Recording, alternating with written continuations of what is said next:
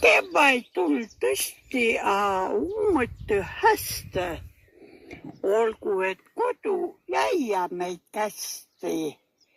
Pere on kuun ja õhk on nii värski. Päevgi nii rõõmus viil taivaalid nõsti. Muru ei ole viil määnegi muru. Muru ei taha viil sukugi segamist. Inne vanaema täht pügamist. Hiusse lõikaja, iks veel ei tule.